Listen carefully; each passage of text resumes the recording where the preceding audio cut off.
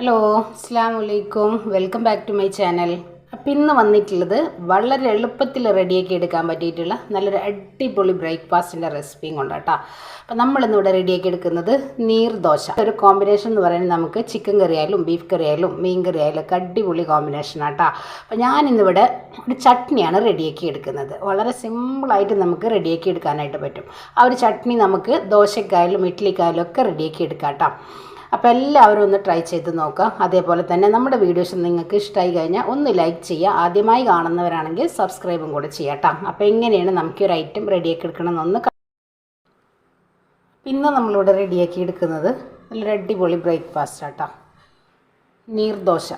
അപ്പം അതിന് വേണ്ടിയിട്ട് ഞാനിതാ 250 ml കപ്പിൽ 2 കപ്പ് വറുത്ത അരിപ്പൊടി, സാധാരണ നമ്മുടെ പത്തിരി ഇടിയപ്പൊക്കെ റെഡിയാക്കി എടുക്കുന്ന നൈസ് പത്തിരിപ്പൊടി, ഒരു 1/4 കപ്പ് തേങ്ങ, ഒരു 6-7 ചുവന്നുള്ളി.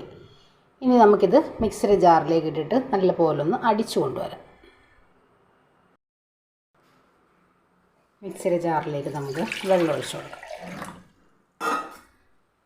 ഇതിലേക്ക് നമ്മൾ എടുത്ത് വെച്ചിട്ടുള്ള നമ്മുടെ ഈ ഒരു ഉള്ളി, അതുപോലെ തേങ്ങ പൊടി ചേർത്ത് ഉപ്പ്,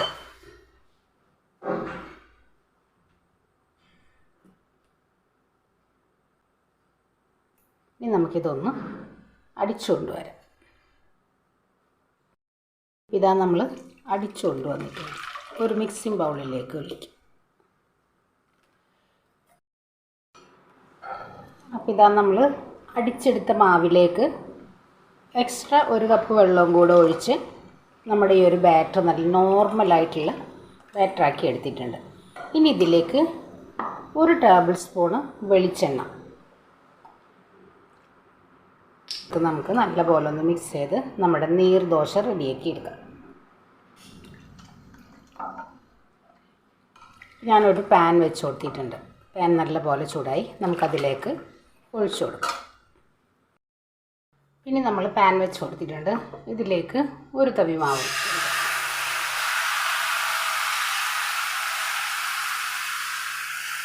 കുറച്ച് വലിയ പാനാണെങ്കിൽ ഒന്നങ്ങ് ചുറ്റിച്ചങ്ങ് എടുക്കാൻ മതി.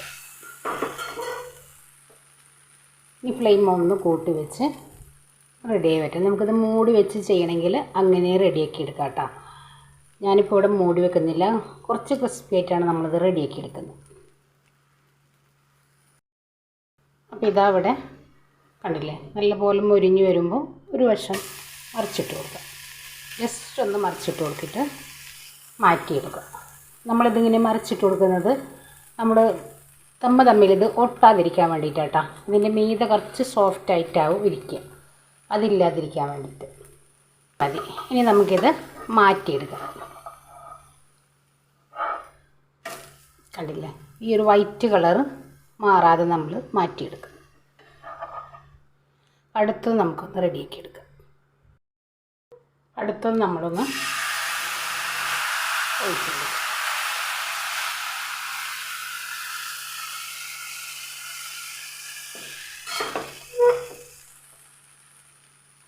റെഡിയാവട്ടെ. അപ്പോൾ ഇതാ ഒരു വശം ഇവിടെ റെഡിയായി വന്നിട്ടുണ്ട്. റെഡിയായി വരുമ്പോൾ ഇതേപോലെ ഇങ്ങനെ പൊന്തി വന്നോളൂ.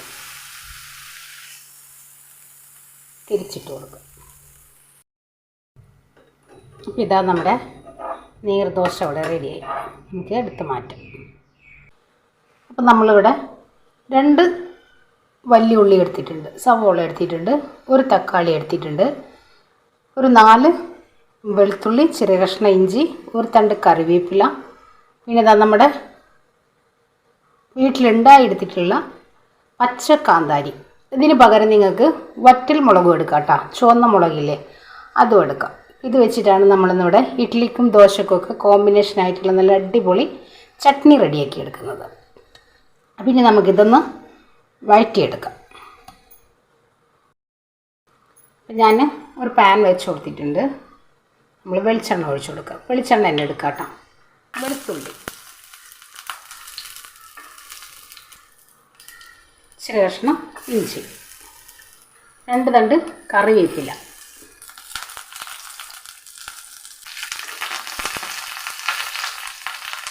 ഇനി ഇതിലേക്ക് നമ്മൾ അരിഞ്ഞെടുത്തിട്ടുള്ള സവോള,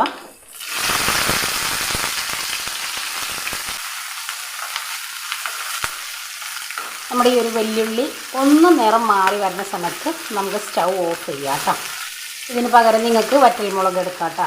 ഞാനിപ്പോൾ ഇവിടെ ഈ ഒരു മുളകിലാണ് ചെയ്തെടുക്കുന്നത്. അപ്പോൾ നല്ലൊരു ടേസ്റ്റാട്ടോ നമ്മുടെ കാന്താരി ചേർത്തെടുക്കുമ്പോൾ. ഇതിലേക്ക് നമുക്ക് ഒരല്പം ഉപ്പ് ചേർക്കാം.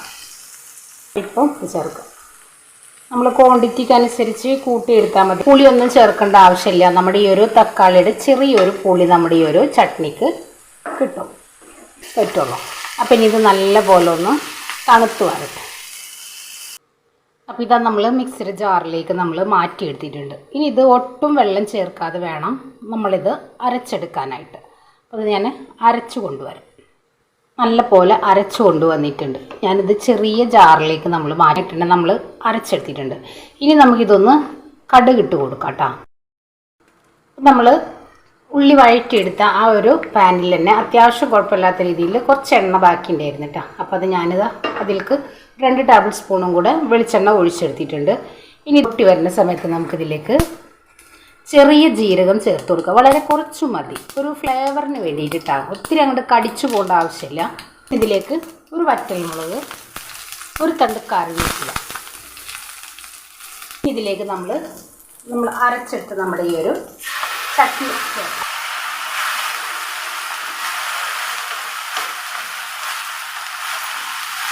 ഒരു ടേബിൾ സ്പൂണ് ബ്രൗൺ ഷുഗർ ചേർക്കുന്നുണ്ട് കേട്ടോ. ഇതിന് പകരം നിങ്ങൾക്ക് ശർക്കര ചേർത്തെടുക്കാം, ഇല്ലെങ്കിൽ നമ്മുടെ നോർമലായിട്ടുള്ള പഞ്ചസാര ചേർത്തെടുക്കാം കേട്ടോ.